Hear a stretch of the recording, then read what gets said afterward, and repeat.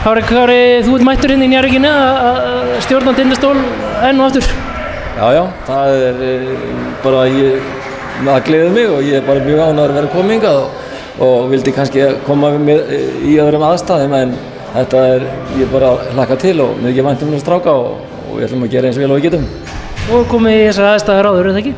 Jú, ég hef gert það og svo sem ég búinn að vera viðurlöðandi liði í mörg ár og verið aðstoðarþjálfari hjá mörgum þjálfurum og ég þekki aðstæðurnar algjörlega.